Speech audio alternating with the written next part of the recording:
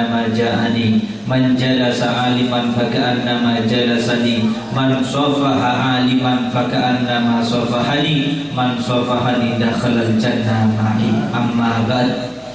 Al-mukarramin wal mukhtaramin yang saya hormati, saya muliakan para alim ulama, para asatidz, guru-guru agama, wabil khusus guru kita, Guru Sarifuddin, dan juga keluarga dan juga tokoh masyarakat, sepuh desa, dan juga hadirin wal hadirat yang dirahmati oleh Allah Subhanahu wa taala.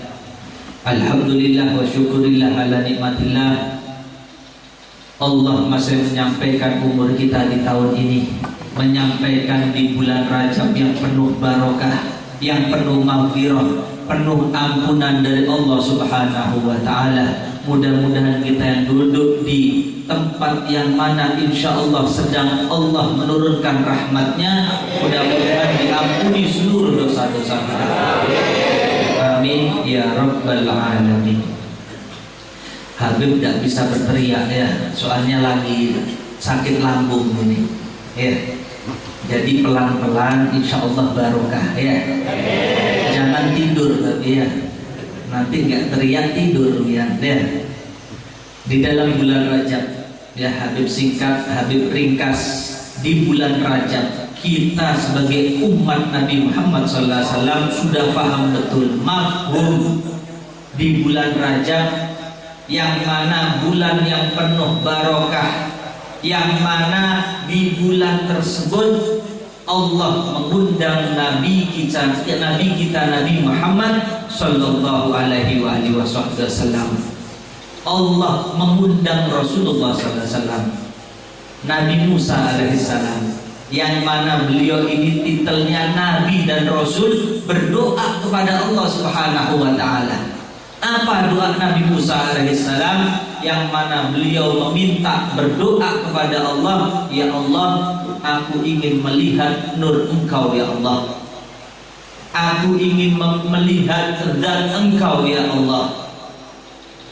Nabi Musa meminta kepada Allah Subhanahu wa taala, sedangkan Nabi kita Nabi Muhammad sallallahu alaihi wasallam tidak meminta, tidak berdoa, tetapi Allah langsung mengundang Nabi kita Nabi Muhammad sallallahu alaihi wasallam.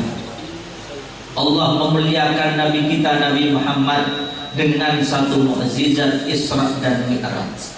Tidak diberikan kepada Nabi dan Rasul illa Nabi kita Nabi Muhammad. Jadi kita sebagai umat Nabi Muhammad SAW wajib berbangga diri mempunyai Nabi yang mana betul-betul diistimewakan oleh Allah Rabbul Alamin.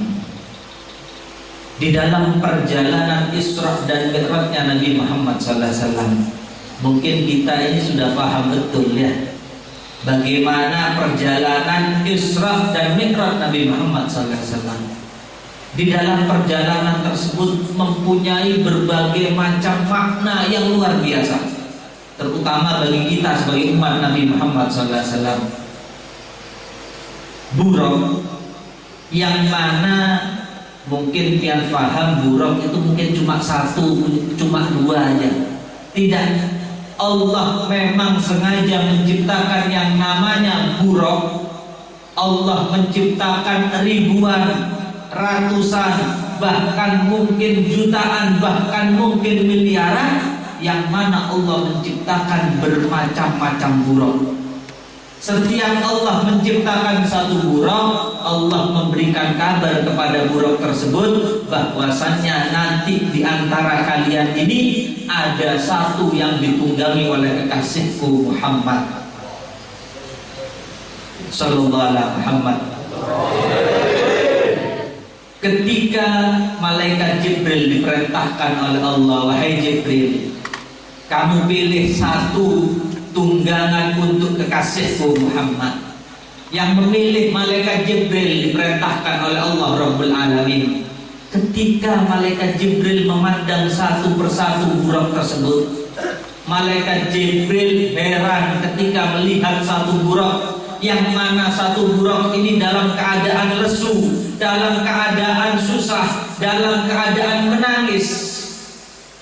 Maka malaikat Jibril bertanya kepada itu buruk, wahai buruk, aku lihat buruk-buruk yang lain dalam keadaan ceria, wajahnya senang, gembira, tapi kenapa aku melihat cuma kamu satu saja dalam keadaan sedih, dalam keadaan menangis pula? Maka satu buruk itu menyatakan, wahai Jibril, ketika Allah menciptakan diriku, ketika Allah mengabarkan kepada diriku bahwasannya nanti di antara buruk-buruk yang banyak termasuk diriku ini, salah satunya bakal jadi tunggangan Rasulullah Shallallahu Alaihi Wasallam. Ketika aku dapat kabar tersebut, hatiku rindu ingin berjumpa dengan Nabi Muhammad. Mulai Allah menciptakan diriku, di dalam diriku ini terdapat rindu yang besar kepada Rasulullah Sallallahu Alaihi Wasallam. Cinta yang sungguh luar biasa yang dipendam ada di dalam diriku ini, aku tidak bisa menahan, dan selama itu pula aku menangis ingin berjumpa dengan kekasih Allah, yaitu Nabi Muhammad Sallallahu Alaihi Wasallam. Maka oleh malaikat Jibril dipilih satu buruk tersebut dikarenakan menyimpan rindu yang besar, menyimpan cinta yang besar kepada Rasulullah Sallallahu Alaihi Wasallam. Ketika Nabi Muhammad perjalanan Mi'raj, ketika Nabi Muhammad nyampe di langit yang paling atas, ketika Nabi Muhammad melangkahkan kaki mulianya, seluruh malaikat bangun berdiri untuk menghormati kepada Rasulullah Sallallahu Alaihi Wasallam.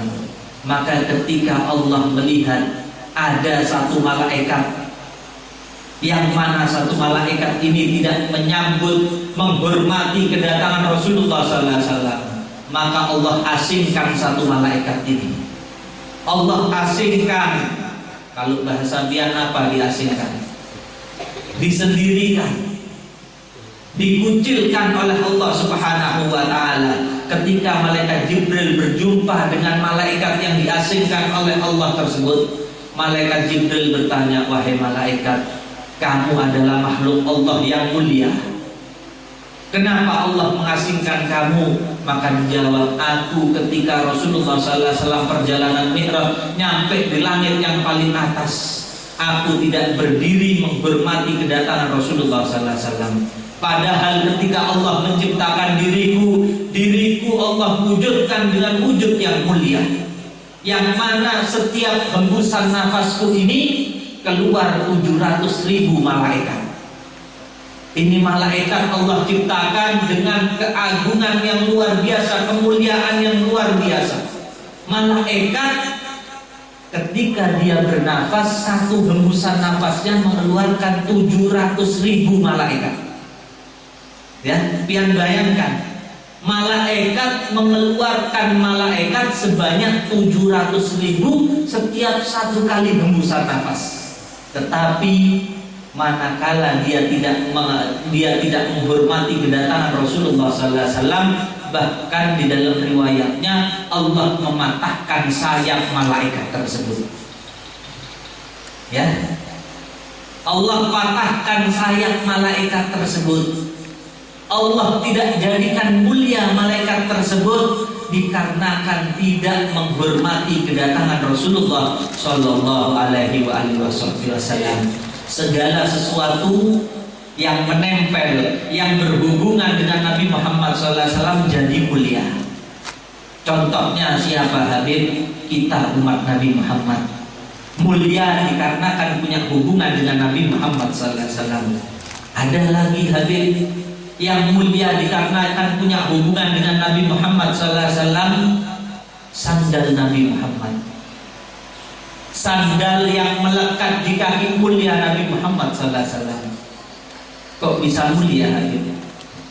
Asal dia tahu, ketika Rasulullah memulai perjalanan Isra Mi'raj, Rasulullah Sallallahu Alaihi Wasallam dalam keadaan yakdotan. Kita sebagai umat Nabi Muhammad SAW harus meyakini 100%, bahkan 1000% bahwasannya perjalanan yang dilalui oleh beliau, yang mana ruhnya menempel di jasad mulia Rasulullah.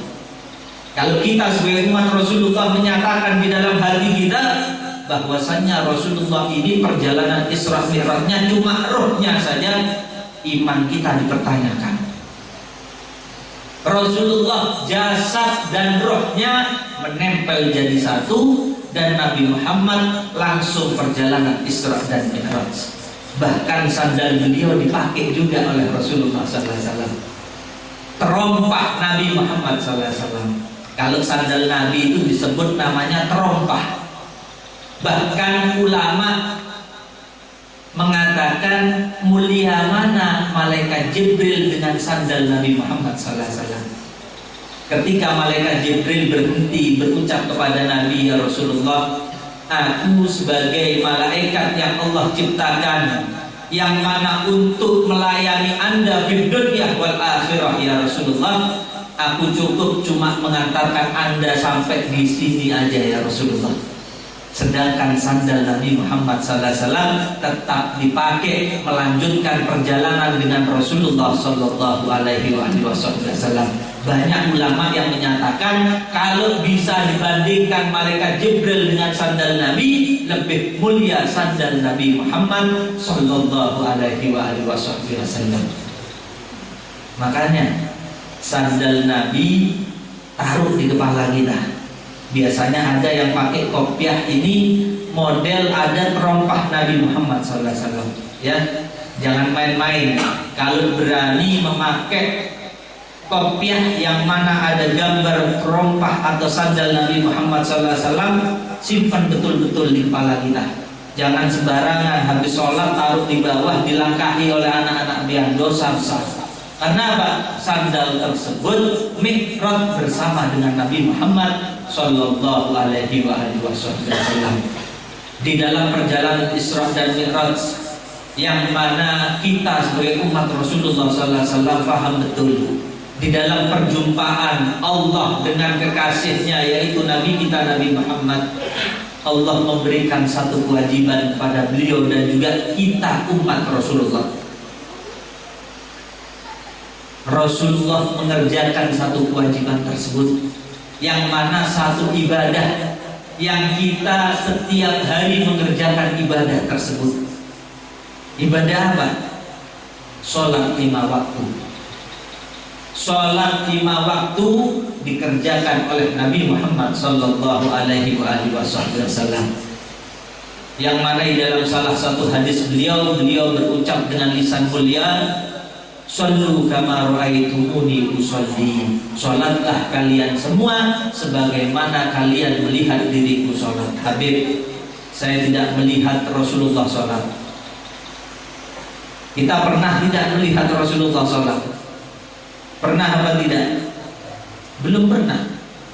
Tapi kenapa Rasulullah SAW mengatakan Sallu, salatlah kalian semua? Siapa yang dimaksud kalian oleh Rasulullah SAW? Saya, pian, keluarga pian, orang tua pian, cucu-cucu pian adalah yang dimaksud oleh Rasulullah SAW. Yang mana saya, pian, keluarga pian, orang tua pian disebut sebagai umat Nabi Muhammad Sallallahu Alaihi Wasallam.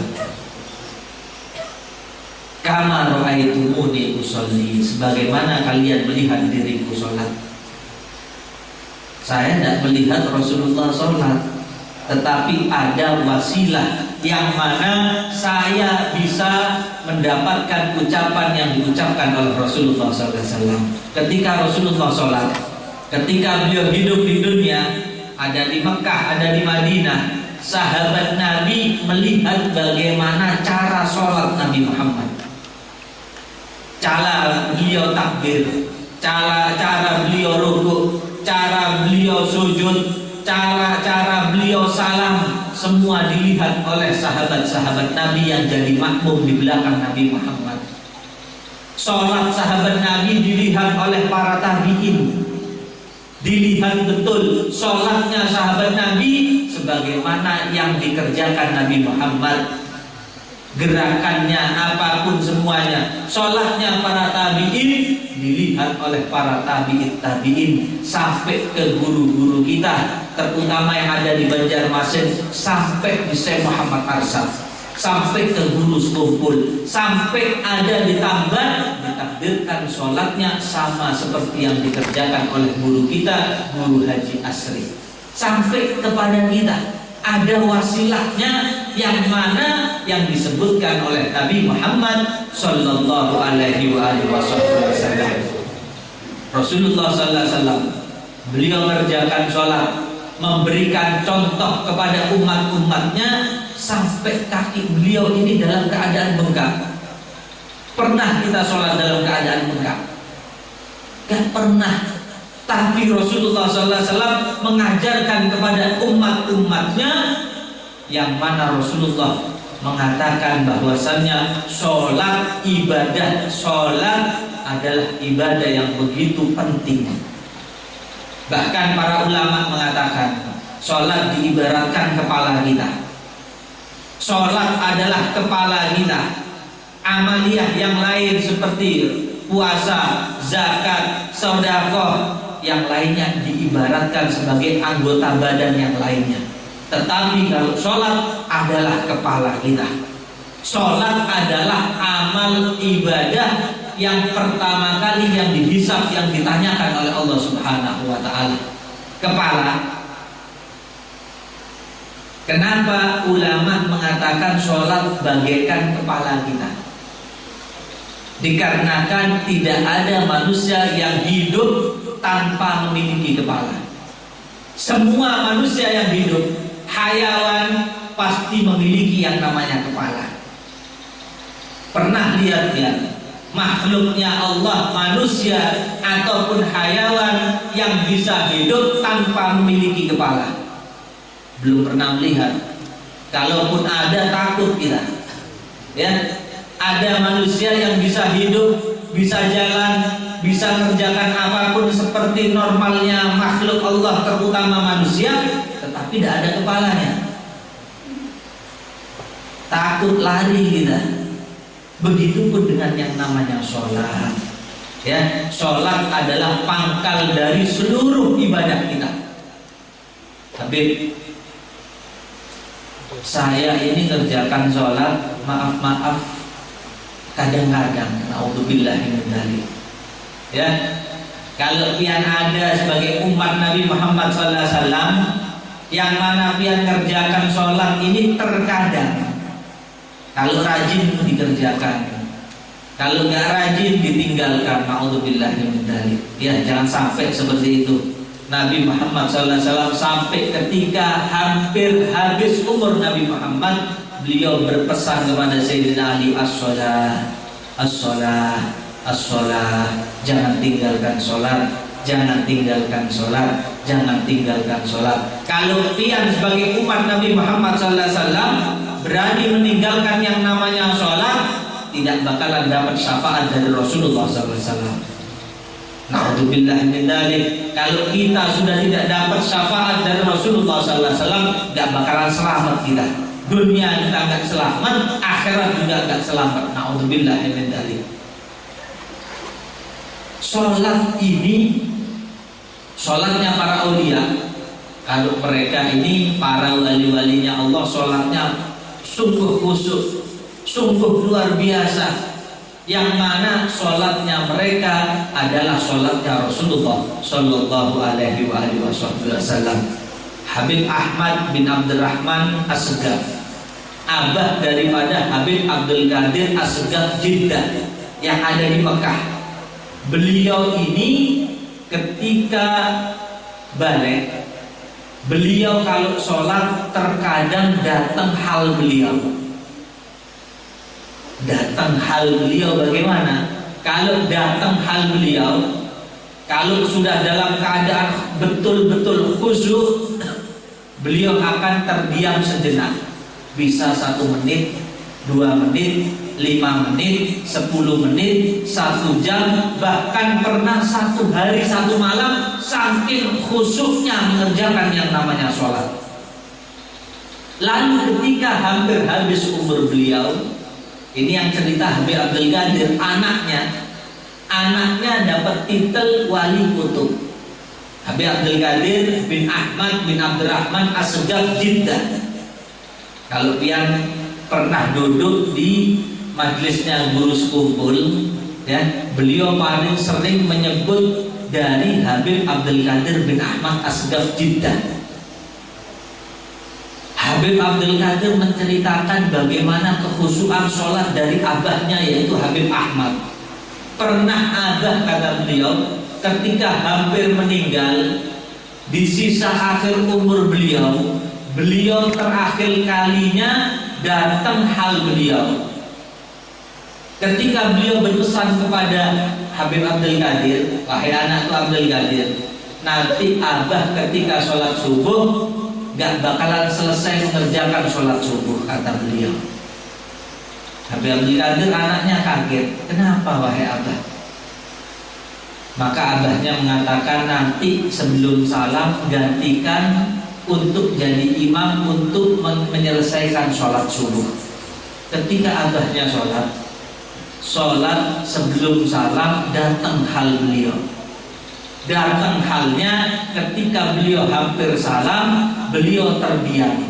Bukan 1 hari, bukan 2 hari, bukan 3 hari, bukan 7 hari, melainkan 40 hari 40 malam dalam keadaan khusyuk. Maka anaknya Habib Abdul Qadir ini dapat pesan dari abahnya, tolong gantikan untuk menutup salam sholat subuhnya. Maka beliau menggantikan abahnya jadi imam. Abahnya belum salam selama 40 hari 40 malam. Ketika beliau di hari ke-40, Habib Ahmad As-Segaf ini menyelesaikan salamnya, Assalamualaikum warahmatullah, Assalamualaikum warahmatullah. Beliau meninggal dunia. Sallallahu alaihi Muhammad. Aulia Allah subhanahu wa ta'ala, terutama umat Nabi Muhammad, diberikan kekhususan, keistimewaan. Bahkan Rasulullah sallallahu alaihi wasallam satu hadis yang mana diucapkan dari lisan mulia Rasulullah sallallahu alaihi wasallam. Beliau pernah mengatakan untuk ulama dari kalangan umatnya. Oleh karena itu, kita sebagai umat Rasulullah yang awam, ya, kalau ada ulama wajib kita banggakan.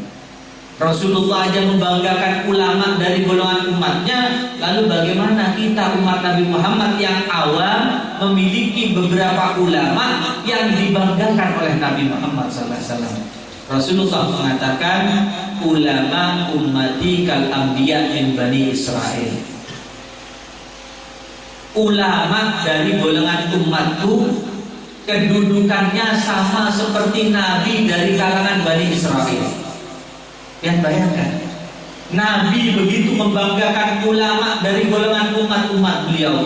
Bahkan beliau mensejajarkan derajatnya, kedudukannya sama seperti nabi dari kalangan Bani Israel. Siapa nabi dari kalangan Bani Israel? Nabi Isa, Nabi Musa. Ketika satu kali satu ulama dari ulama umat Nabi Muhammad SAW bermimpi berjumpa dengan Nabi Muhammad. Di dalam mimpinya, yaitu yang bermimpi adalah Sayyidina Syekh Abdul Hasan Ali bin Abdullah Asy-Syadzili. Ya, namanya Abdul Hasan Ali bin Abdullah Asy-Syadzili, termasuk ulama dari kalangan umat Nabi Muhammad SAW. Beliau tertidur malam. Ketika tidur malam, bermimpi di dalam tidurnya berjumpa dengan Nabi Muhammad SAW. Ya, mudah-mudahan kita dapat berjumpa, bermimpi dalam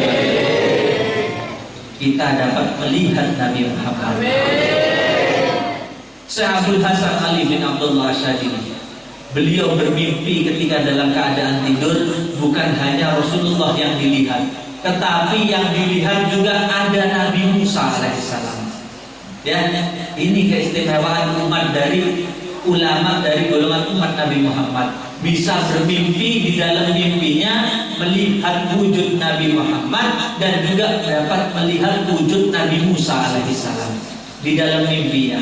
ketika Sayyidina Abul Hasan berdiri di samping kanan Rasulullah SAW, didengarkan ternyata Rasulullah dengan Nabi Musa di dalam mimpinya Sayyidina Abul Hasan. Nabi Musa ngobrol dengan Rasulullah SAW. Nabi Musa bertanya kepada Rasulullah, "Ya Rasulullah, apakah betul dulu ketika Anda hidup di dunia Anda pernah berucap ulama ummati kal anbiya min bani Israil?" Rasulullah menjawab, "Betul wahai Musa. Kedudukan ulama dari golongan umat-umatku sama seperti kedudukanmu wahai Musa." Nabi Musa yang penasaran. Rasulullah membanggakan ulama dari golongan umatnya. Nabi Musa penasaran, kepingin kenal, kepingin tahu wujud daripada ulama yang dibanggakan dari golongan umat Nabi. Nabi Musa berucap, "Wahai Rasulullah, kalau begitu tolong panggil satu saja ya Rasulullah. Ulama dari golongan umat Anda panggil satu ya Rasulullah. Aku ingin melihat, aku ingin memandang, ingin mengetahui bagaimana ilmunya ya Rasulullah." Maka dipanggil oleh Rasulullah SAW satu ulama. Siapa yang dipanggil oleh Nabi Muhammad? Yaitu Al-Imam Ghazali. Tahu ya Imam Ghazali? Kenal apa kada? Gak kenal. Kalau namanya kita tahu. Ya, Imam Ghazali dipanggil oleh Rasulullah SAW. Maka ketika Nabi Musa melihat satu ulama yang dipanggil oleh Nabi Muhammad, dipandang mulai ujung rambut sampai ujung kaki, dipandang oleh Nabi Musa alaihissalam. Maka ditanya oleh Nabi Musa, "Ya Rasulullah, ini ulama dari kalangan umat Anda yang Anda banggakan ya Rasulullah." Dijawab oleh Rasulullah, "Betul wahai Musa, ini yang aku maksud, ulama dari golongan umatku yang mana kedudukannya sama seperti kedudukanmu wahai Musa." Maka Nabi Musa bertanya, "Wahai fulan, siapa nama kamu?" Tanya Nabi Musa kepada Imam Ghazali, "Siapa nama kamu wahai fulan?" Dijawab oleh Imam Ghazali, "Namaku wahai Nabi Musa Muhammad bin Muhammad bin Muhammad." Stop, kata Nabi Musa. "Ya Rasulullah, inikah kalangan ulama dari golongan umat Anda yang Anda banggakan, yang mana Anda menyatakan kedudukannya, kepintarannya sama seperti kalangan Nabi dari kalangan Bani Israel?" "Aku tanya ya Rasulullah," kata Nabi Musa, "aku cuma tanya namanya siapa ya Rasulullah." Tapi dia menjawab namanya Muhammad. Dia juga mengatakan nama abahnya juga Muhammad, nama kakeknya juga Muhammad. Aku cuma ingin tahu namanya saja ya Rasulullah. Gak kepingin tahu nama ayahnya, gak kepingin tahu nama kakeknya juga. Maka Rasulullah tersenyum. Maka Imam Ghazali bertanya kepada Rasulullah, "Ya Rasulullah, kalau seandainya boleh aku jawab Nabi Musa, pamit akhlak kepada Rasulullah."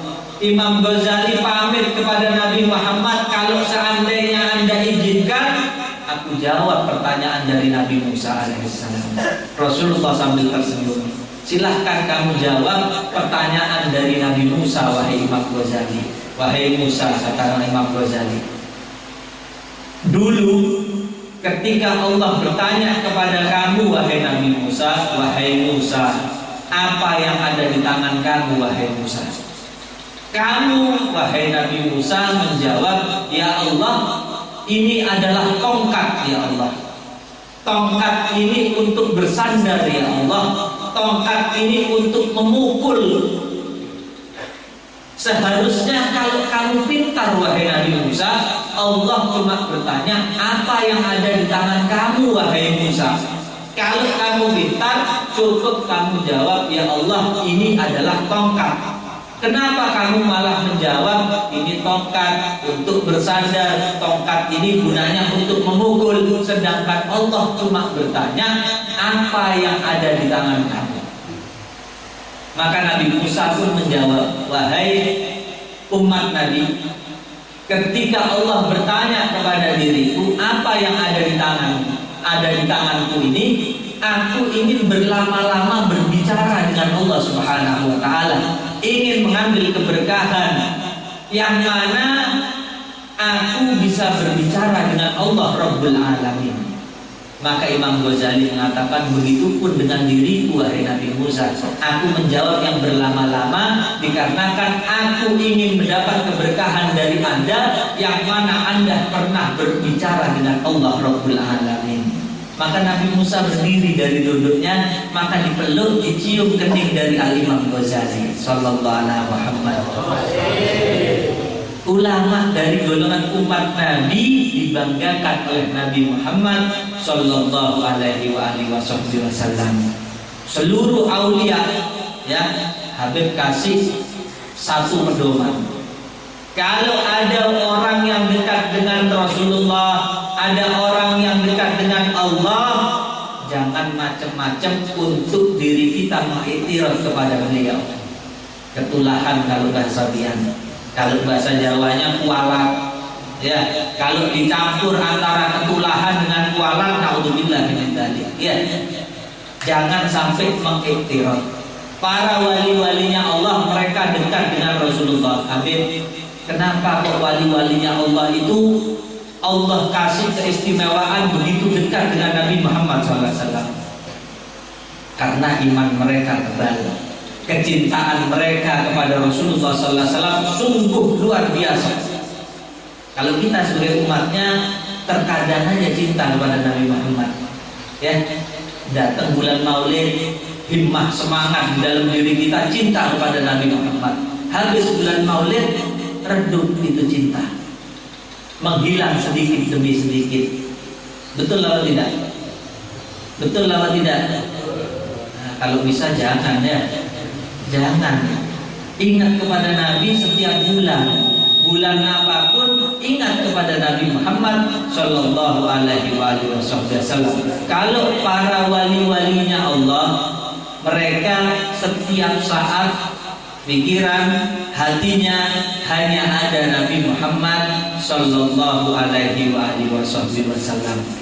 Makanya ada walinya Allah yang mana mereka ini begitu dekat dengan Allah, begitu dekat dengan Rasulullah. Maaf, sampai akal mereka ini nggak bisa, istilahnya kalau bahasa kita nggak kuat. Ada yang namanya wali majdub, ya. Wali majdub ini jadah, mereka ini lupa semuanya. Hanya ingat kepada Allah, hanya ingat kepada Rasulullah SAW. Kalau dia ketemu satu wali yang seperti itu, ya, banyak yang mengatakan jangan minta doa. Ya, jangan minta doa. Habib kenapa? Mumpung ketemu wali, minta doa supaya dikabulkan oleh Allah Subhanahu wa taala. Banyak ulama yang mengatakan kalau pian berjumpa dengan wali majdub, kalau bisa jangan meminta doa. Karena apa? Kalau waktu pian meminta doa, datang halnya yang mereka ucapkan ini nggak bisa mereka kontrol. Takutnya doa yang lain yang keluar. Ya, wali majdub ini lain, bukan seperti orang manusia pada umumnya.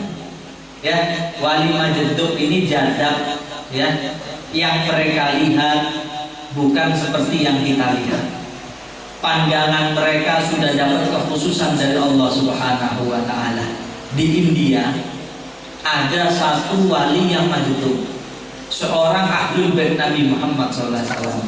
Di India, ya, di India, di dalam salah satu kitab karangan Al-Habib Ali bin Muhammad bin Husain Al-Habsyi Shahibul Maulid, beliau menjelaskan, mengisahkan satu Habib yang tinggal di India. Di dalam kitab karangan Shahibul Maulid itu, Habib Ali mengisahkan ada satu Habib namanya Habib Muhammad Al-Attos. Famnya bangsanya Al-Attos. Dapat julukan Maula Danggal. Ya, julukannya Maula Danggal. Allahu a'lam artinya apa, ya, bahasa India itu soalnya. Ya, kalau Maula, kalau diartikan bahasa Arab, ya bisa diartikan tuan, pemilik. Danggalnya ini bahasa India ya. Kalau bahasa Banjar ada kan? Danggal? Tidak ada. Yang tertawa takut ada artinya ya. Mungkin apalah. Habib Muhammad Al-Attas Maula Danggal, Syahibul Maulid, mengisahkan beliau ini majdub. Beliau pakaiannya cuma pakaian menutupi aurat, di atas pusar, di bawah lutut. Tidak pernah pakai baju. Tidurnya di dalam hutan di atas pohon. Habib Muhammad Al-Attas Maula Danggal ini hidup di tengah hutan, menyendiri, berkhulwat, tidak mengenakan pakaian, hidupnya ada di hutan, tidurnya di atas pohon. Ya, setiap orang Hindu di India kan banyak orang Hindu. Kalau mereka dapat kesusahan, mereka masuk ke hutan, masuk ke dalam hutan, minta doa sama Habib Muhammad Al-Attas Maula Danggal. Habib Muhammad Al-Attas mendoakan, gembul hajatnya. Satu berhasil, ada yang kesusahan lagi, masuk ke dalam lagi. Sampai ribuan, sampai jutaan orang Hindu masuk ke dalam agama Islam. Berkat apa? Berkat doa barokah dari Habib Muhammad Al-Attas. Raja Hindu ini marah karena banyak rakyatnya yang asalnya agama Hindu masuk ke hutan jadi agama Islam. Raja Hindu ini masuk ke dalam hutan juga. Masuk di dalam hutan, bilang, wahai Habib, jangan lagi mendoakan orang-orang Hindu. Kalau Habib masih mendoakan orang-orang Hindu, mereka banyak masuk ke dalam agama Islam, masuk ke dalam agama Habib. Kalau tetap Habib mendoakan orang-orang Hindu, rakyat-rakyat saya akan hancurkan hutan ini. Maka Habibnya bilang, saya tetap bakal mendoakan. Kalau mau hancurkan silahkan bawa pasukan. Mau pasukan manusia silahkan, pasukan gajah silahkan, kata Habibnya. Baik, kata rajanya, besok saya kumpulkan pasukan, saya hancurkan hutan ini, katanya. Esok hari dikumpulkan ribuan, dikumpulkan gajah puluhan ribu, ditunggangi oleh pasukan-pasukan dari Raja Hindu tersebut, masuk ke dalam hutan. Habib Muhammad Al-Attas Maula Danggal ini mengumpulkan seluruh nyamuk yang ada di dalam hutan. Ya, lawannya manusia, lawannya gajah. Habib Muhammad ini cuma pasukannya nyamuk saja. Berapa jumlahnya? Wallahu a'lam, tidak tahu. Dikumpulkan, diperintahkan oleh Habib Muhammad Al-Attas Maula Danggal untuk menyerang pasukan yang dipimpin oleh Raja Hindu tersebut. Siapa yang menang? Yang menang nyamuk. Ya, gajahnya kalah, manusianya kalah.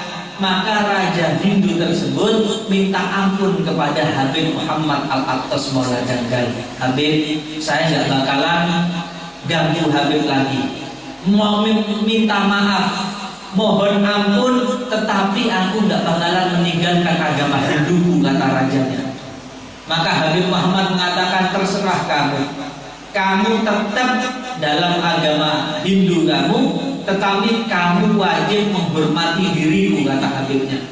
Rajanya mengatakan, baik Habib, sebagai rasa hormat saya, setiap Jumat, hari Jumat, saya bakal mengirimi makanan untuk Anda, dan saya sendiri yang bakal mengantarkan makanan tersebut kepada Anda. Itu janji dari Raja Hindu. Hari Jumat masuk ke dalam hutan bawa makanan.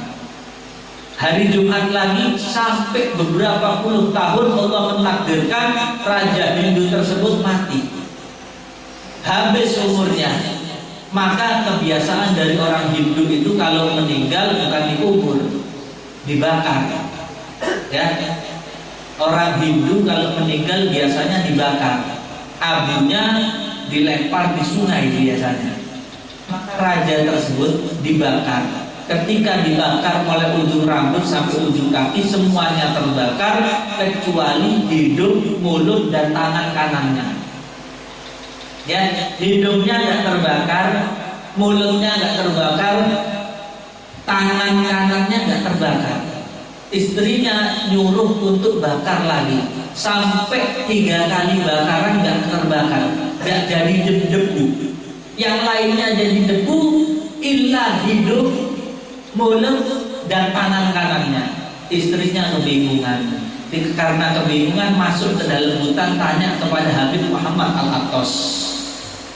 Tanya, wahai Habib, kenapa jasad Raja Hindu ini, suami saya ini, dibakar, semuanya terbakar jadi debu, kecuali hidung, mulut, dan juga tangan kanannya. Maka Habib Muhammad Al-Attas mengatakan tidak bakal bisa dibakar.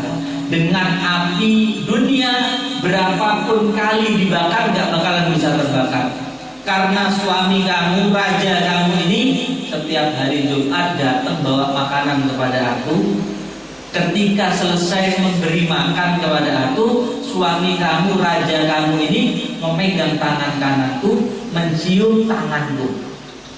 Setiap hari Jumat aku berjumpa dengan Nabi Muhammad SAW. Tangan yang dipegang oleh raja kamu, yaitu tangan kananku. Setiap aku bersalaman dengan Nabi Muhammad SAW, selesainya datang raja kamu, datang suami kamu, gantian mencium tanganku, yang mana tanganku baru bersentuhan dengan kulit mulia Nabi Muhammad Sallallahu Alaihi Wasallam. Ini orang agama lain, ya. Dikarenakan wasilah dengan Habib Muhammad Al-Attas Maula Dagan, bukan langsung bersalaman dengan Rasulullah, bukan langsung bersentuhan dengan kulit mulia Nabi Muhammad, ada wasilahnya, ada perantaranya, tetapi tidak bisa dibakar di dunia.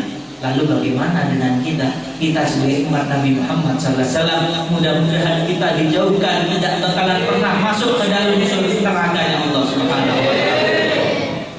Anak keturunan kita dijauhkan daripada api neraka jahanam.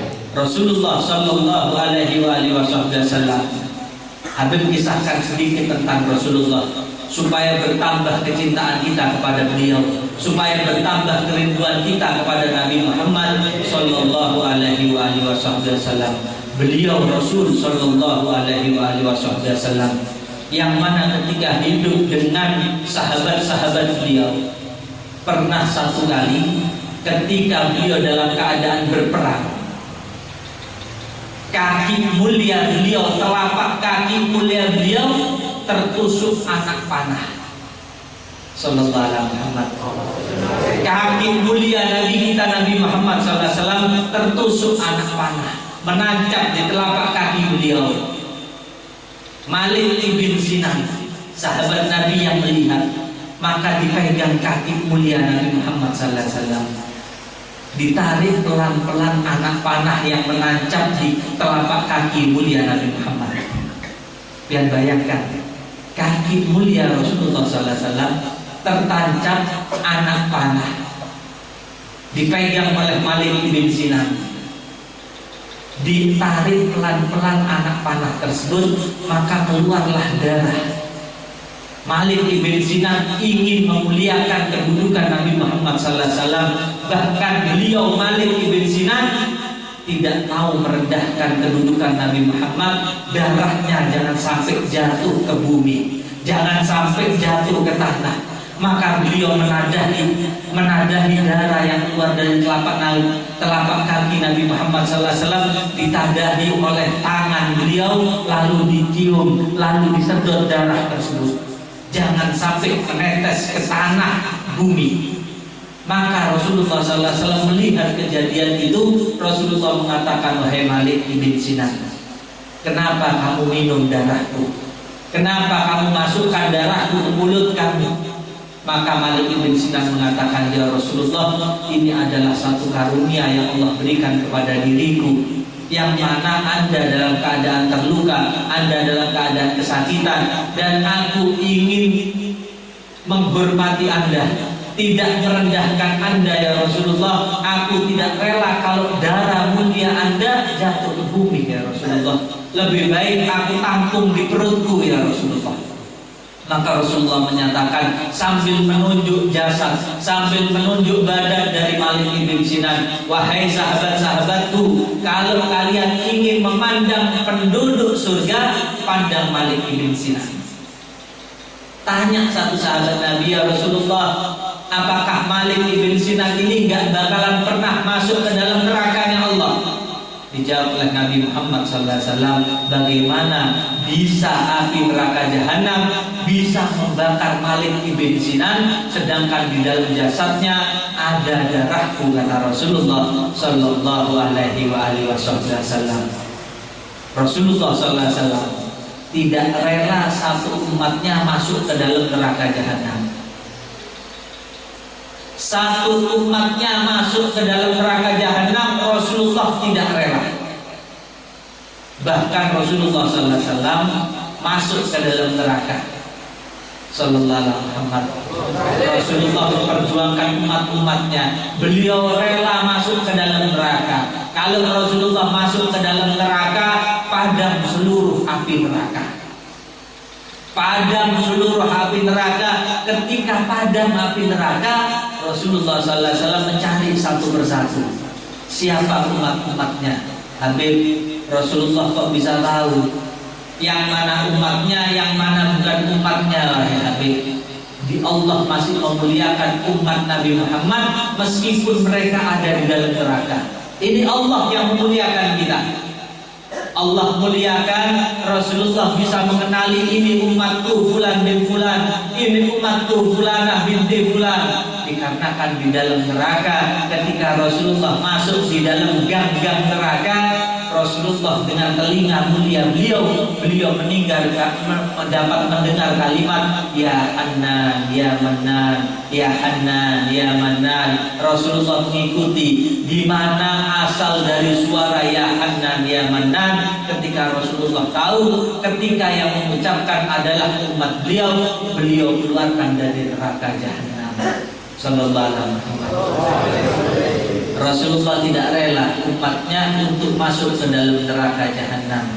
Lalu kita sebagai umat beliau ini yang sering menyusahkan beliau, membuat sulit beliau, yang mana beliau ini ketika beliau hidup setiap saatnya memikirkan kita umatnya. Habib, kalau Rasulullah ketika dulu hidup kami tidak tahu cara hidup beliau, Habib. Hidup kami gak sezaman dengan hidupnya Nabi, wahai Habib. Jarak antara hidup kami dengan Nabi Muhammad jauh, wahai Habib. Apakah Nabi Muhammad memperhatikan kita sebagai umat akhir zaman? Asal dia tahu satu hadis, kalau yang belum tahu, pian ingatkan. Kalau nggak hafal Arabnya, pian catat. Kalau nggak hafal Arabnya, hafalkan bahasa Indonesianya. Saya artikan. Ketika Rasulullah SAW dulu hidup di Madinah, Rasulullah hidup di Madinah. Ketika itu berkumpul dengan sahabat-sahabatnya, Rasulullah SAW sambil beliau bersedih, beliau bertanya kepada sahabat-sahabatnya yang duduk yang banyak itu. Rasulullah bertanya, apa pertanyaan Nabi? Pertanyaan Nabi cuma satu. Wahai sahabat-sahabatku, apakah kalian tahu golongan-golongan yang mulia, golongan-golongan yang soleh, kata Nabi Muhammad. Maka sahabat-sahabat Nabi ini ada yang menjawab, ya Rasulullah, apakah yang ada maksud golongan yang mulia, golongan yang soleh adalah para malaikat, ya Rasulullah? Maka Rasulullah menjawab, tentu malaikat mulia, tentu malaikat soleh, yang mana Allah menciptakan mereka dari cahaya. Mereka selalu beribadah kepada Allah Subhanahu wa ta'ala. Para malaikat semuanya adalah orang yang mulia. Rasulullah bertanya untuk yang kedua kalinya, wahai sahabat-sahabatku, apakah kalian tahu siapa golongan-golongan yang mulia, golongan-golongan yang soleh, kata Nabi Muhammad. Maka dijawab oleh sahabat-sahabat Nabi yang duduk, ya Rasulullah, apakah para nabi, para rasul yang Anda maksud golongan yang mulia? Maka Nabi menjawab, bagaimana tidak mulia para nabi, para rasul? Mereka adalah manusia-manusia pilihan Allah Subhanahu wa ta'ala, yang mana mereka dapat wahyu dari Allah Subhanahu wa ta'ala. Tentu mulia para nabi, para rasul. Untuk yang ketiga kalinya Rasulullah bertanya, wahai sahabat-sahabatku, tahukah kalian golongan-golongan yang mulia, golongan-golongan yang soleh yang aku maksud? Sahabat Nabi menjawab, apakah mungkin kami sahabat Anda yang Anda maksud golongan yang mulia ya Rasulullah? Maka dijawab oleh Nabi Muhammad, bagaimana kalian tidak mulia? Kalian hidup ketika aku hidup. Kalian dapat memandang wajahku secara langsung, dapat bersentuhan bersalaman dengan aku secara langsung. Kalian para sahabatku mulia karena langsung mencium aroma wangi yang keluar dari tubuhku. Tentu kalian mulia, kata Nabi Muhammad SAW. Yang keempat kalinya Nabi Muhammad bertanya, wahai sahabat-sahabatku, apakah kalian tahu yang aku maksud golongan-golongan yang soleh, golongan-golongan yang mulia yang aku tanyakan kepada kalian sampai 4 kali, kata Rasulullah SAW. Sahabat Nabi gak ada yang menjawab. Malaikat dijawab sudah, ternyata bukan. Nabi dan Rasul dijawab ternyata bukan. Sahabat beliau ternyata bukan yang dimaksud oleh Nabi Muhammad SAW. Maka sahabat Nabi mengatakan, ya Rasulullah, tolong ya Rasulullah, beri kabar kepada kami sebagai sahabat-sahabat Anda ya Rasulullah. Kami ingin tahu yang Anda maksud golongan-golongan yang mulia itu ya Rasulullah. Golongan-golongan yang soleh itu siapa ya Rasulullah? Maka dijawab di dalam salah satu hadis Nabi Muhammad SAW, tuba liman yaroni wa amanabi, wa tuba summa tuba liman lam yaroni wa amanabi. Beruntung, kata Nabi Muhammad SAW, yang mana dia melihat kepada diriku lalu dia beriman kepada diriku. Siapa? Sahabat Nabi Muhammad SAW, hidup di zaman hidupnya Nabi, memandang langsung wajah Nabi, mereka beriman kepada Nabi Muhammad SAW. Maka Rasulullah melanjutkan, wa tuba, ditambah keberuntungan, tumma tuba, ditambah keberuntungan, tumma tuba, kata Nabi Muhammad SAW, 3 kali keberuntungan, kata beliau. Liman lam yaroni, bagi mereka yang mereka tidak dapat melihat kepada aku. Siapa yang tidak dapat melihat Nabi Muhammad? Apakah saya pernah memandang wajah Nabi? Apakah kalian pernah memandang wajah Nabi? Kata Nabi Muhammad, 3 keberuntungan bagi yang tidak pernah melihat kepada diriku, wa amanabi, kata Nabi Muhammad SAW, tetapi mereka beriman kepadaku, kata Nabi Muhammad SAW. Ternyata Rasulullah ketika beliau hidup di dunia memikirkan kita, memikirkan anak cucu-cucu kita, yang mana di dalam satu hadis beliau mengatakan, tuba liman yaroni wa amanabi, wa tuba tumma tuba liman lam yaroni wa amanabi. Ternyata kita sudah dipikirkan oleh Nabi Muhammad sallallahu alaihi wasallam. Ya, Nabi Muhammad telah memikirkan kita. Bahkan beliau memikirkan kita bukan hanya di dalam kehidupan dunianya saja, melainkan nanti di kehidupan akhirat beliau juga masih memikirkan sebagai umat-umatnya. Kita ini yang lupa terhadap Nabi Muhammad. Saya sering lupa kepada Nabi Muhammad, Pian sering lupa kepada Nabi Muhammad sallallahu alaihi wasallam. Kalau Nabi Muhammad sallallahu alaihi wasallam 63 tahun tidak pernah lupa untuk tidak memikirkan umat-umat beliau. Di dunia beliau ingat kepada umatnya, di akhirat beliau juga ingat kepada umatnya. Nanti ketika di padang mahsyar, ya, setelah kehidupan dunia ada kehidupan barzakh kubur. Setelah kehidupan kubur datang yang namanya hari kebangkitan. Dibangkitkan seluruh makhluk Allah. Ketika janji Allah Subhanahu wa taala, yang mana janji Allah menyatakan nanti yang pertama kali ketika bangkit di hari kebangkitan adalah Nabi kita Nabi Muhammad Sallallahu Alaihi Wasallam. Bukan Nabi Adam terlebih dahulu, bukan Nabi Musa, bukan Nabi Isa, bukan Nabi Nuh, bukan Nabi Ibrahim, tetapi yang pertama kali Allah bangkitkan di dalam hari kebangkitan adalah Nabi kita Nabi Muhammad Sallallahu Alaihi Wasallam. Di padang mahsyar, asal kalian tahu, ternyata Rasulullah masih memikirkan kita sebagai umatnya. Bukan hanya di dunia saja, di alam akhirat Rasulullah SAW juga memikirkan kita. Di padang mahsyar, ketika seluruh umat Nabi dan juga yang bukan umat Nabi Muhammad SAW dikumpulkan oleh Allah semuanya di padang mahsyar, padang yang lapang, tanah yang luas. Ketika seluruh makhluk Allah berkumpul di padang mahsyar, padang yang luas, tanah yang lapang menjadi sempit.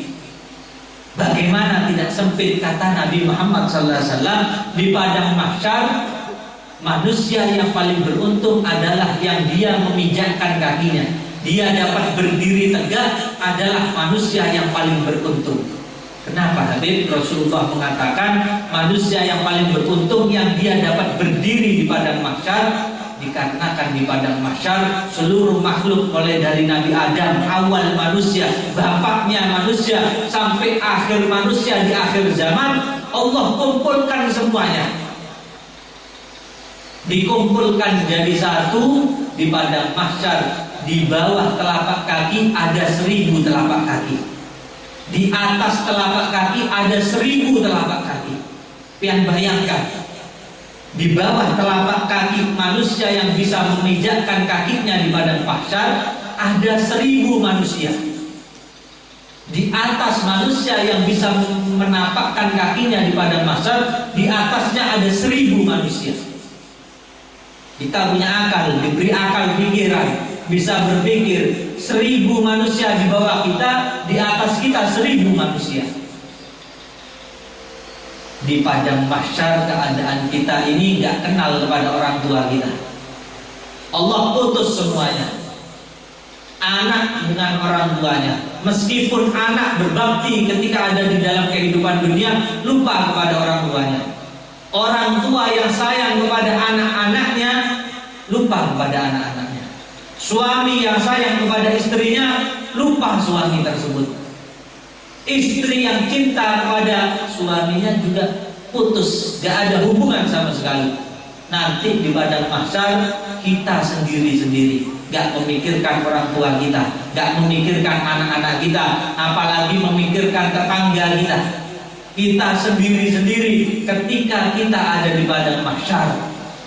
Kita bertumpuk-tumpuk di bawah 1000 telapak kaki, di atas kita ada 1000 telapak kaki.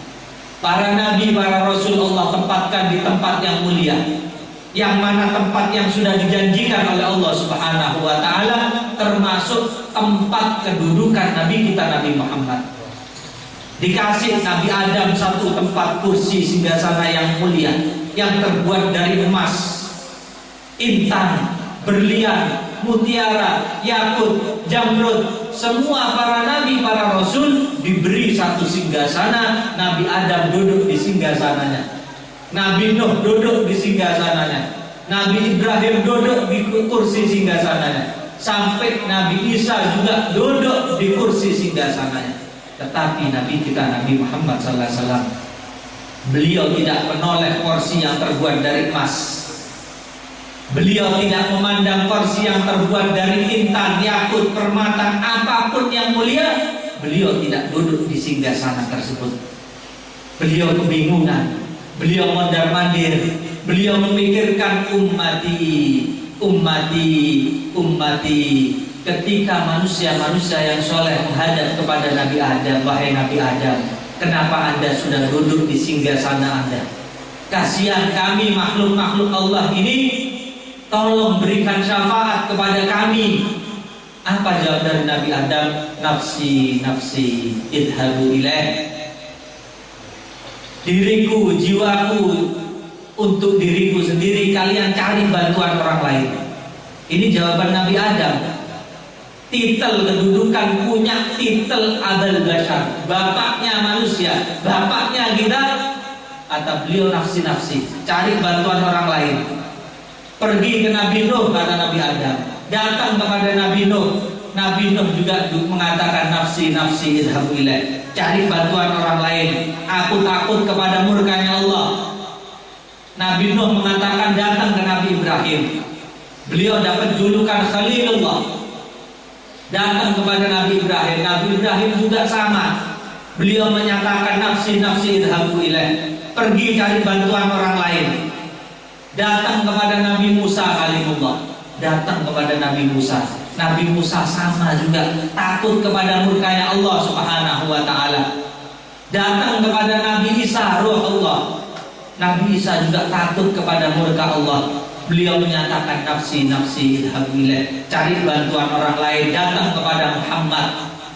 Kata Nabi Isa alaihissalam, datang kepada kasih Allah yang namanya Rasulullah sallallahu alaihi wasallam. Datang orang-orang yang soleh menghadap kepada Nabi Muhammad. Orang-orang yang soleh tahu bahwasannya beliau adalah Nabi dan Rasul akhir zaman. Kalau seandainya Rasulullah mengatakan juga nafsi-nafsi idhabu ilaih, maka seluruh makhluk yang ada di padang mahsyar tidak dapat syafaat dari para nabi dan para rasul. Datang kepada Rasulullah. Ketika datang kepada Rasulullah disambut oleh Nabi Muhammad sallallahu alaihi wasallam.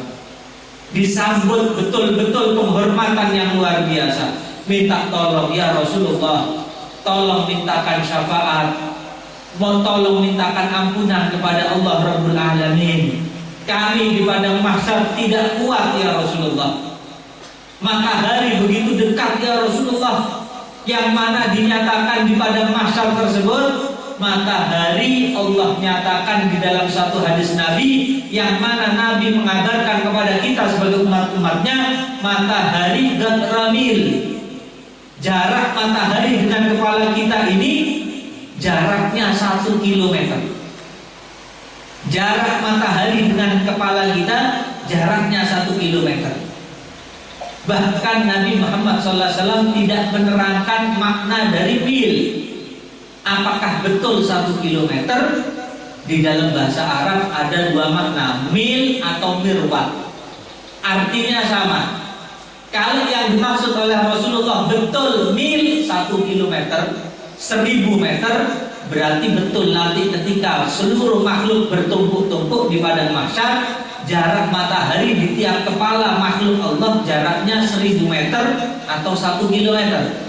Kalau yang dimaksud oleh Rasulullah SAW mil atau mirwat, jaraknya cuma seujung jari telunjuk.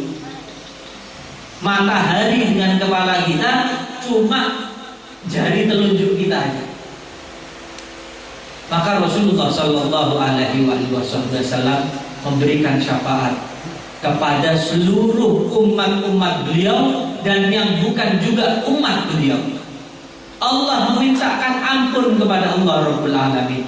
Beliau bersujud, ya Allah, wahai Rabbul Alamin, Sang Maha Pencipta, Sang Maha Besar, aku bersujud kepada Engkau sekarang tidak meminta ampun untuk diriku, tetapi meminta ampun atas umat-umatku dan seluruh makhluk yang ada di padang mahsyar.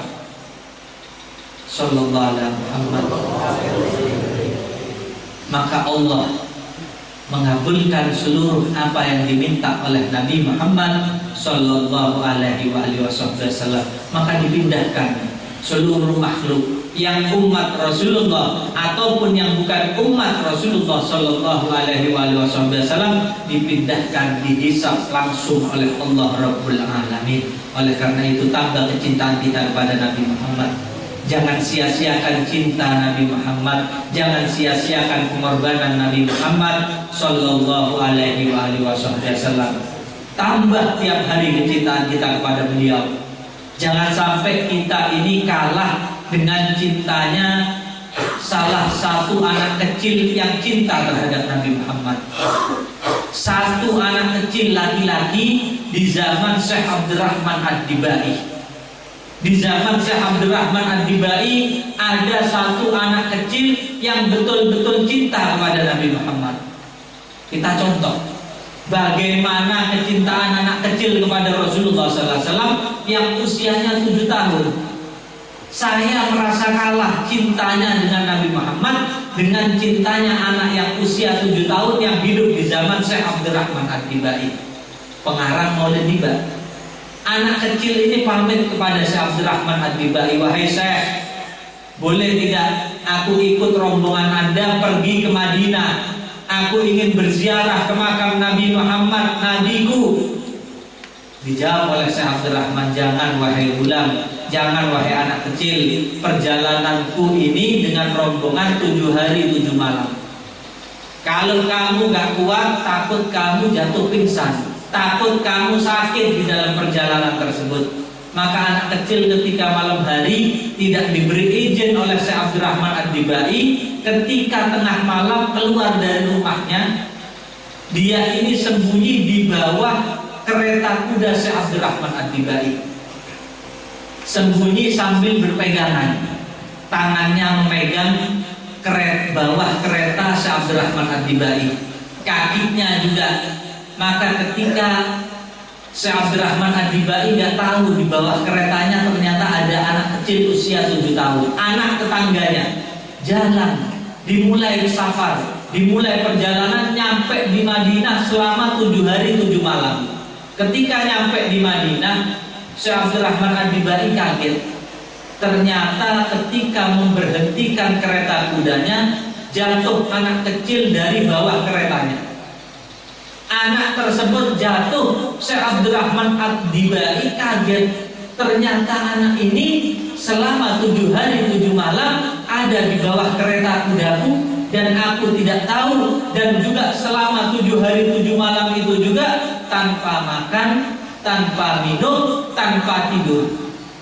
Kalau dia makan berarti dia melepaskan pegangan tangannya dari kereta kuda, dia terjatuh. Kalau dia tidur berarti dia bakal terjatuh dari pegangan tangannya. Syekh Abdurrahman Ad-Dibai kaget. Anak ini pamit ketika mau berangkat tidak diizinkan, tetapi mempunyai cinta yang luar biasa kepada Nabi Muhammad sampai berkorban 7 hari 7 malam tidak makan, tidak minum, tidak tidur. Dan bayangkan, cinta yang benar-benar luar biasa dari anak usia 7 tahun. Maka Syekh Abdurrahman Ad-Dibai kasihan.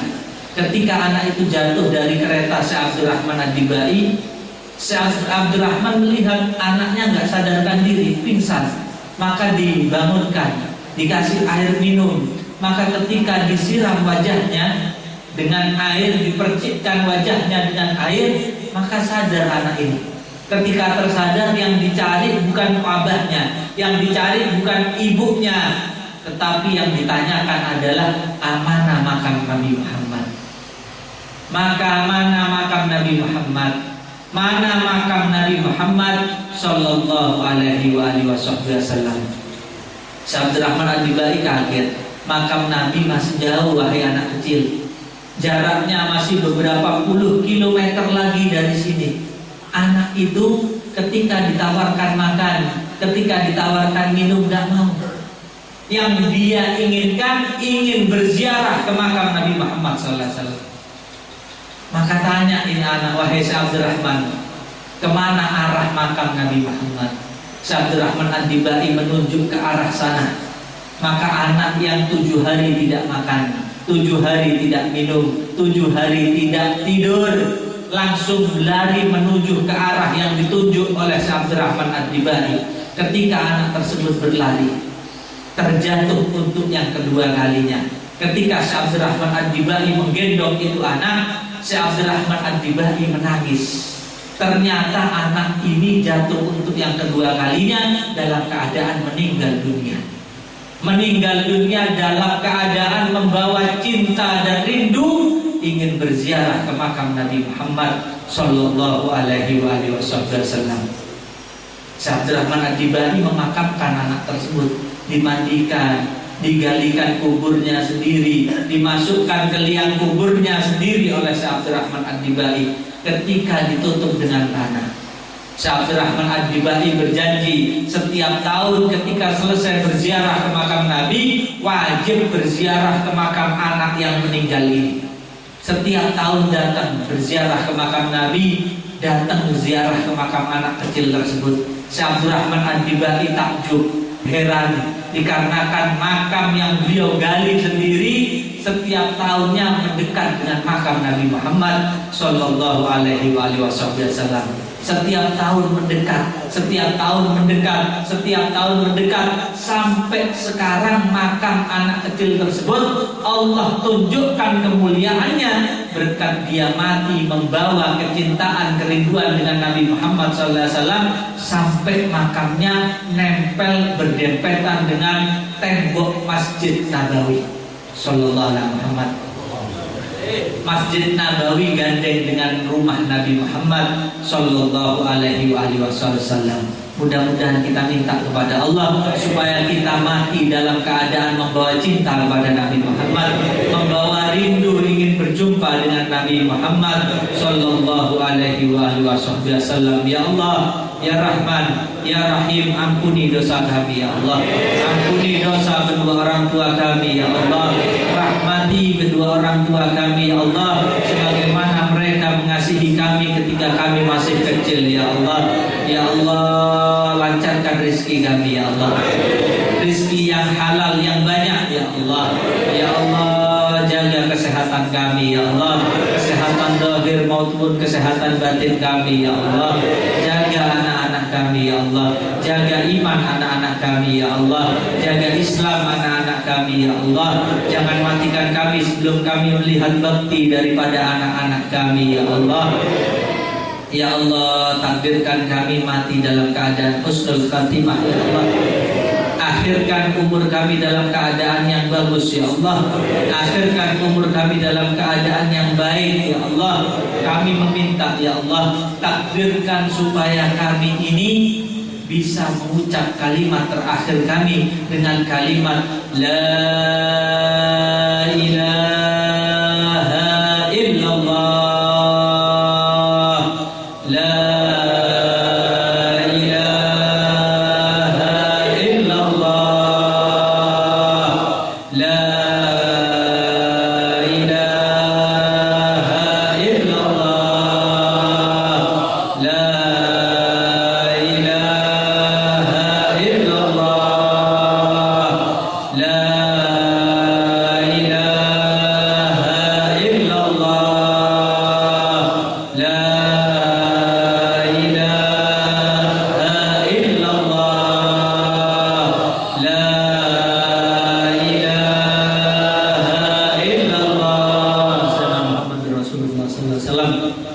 Rabbana atina fid dunya hasanah wa fil akhirati hasanah wa qina adzabannar. Wa sallallahu ala sayyidina Muhammadin wa ala alihi wa sahbihi wasallam. Alhamdulillahi rabbil alamin. Kurang lebihnya mohon maaf. Wal afu minkum wassalamu alaikum warahmatullahi wabarakatuh.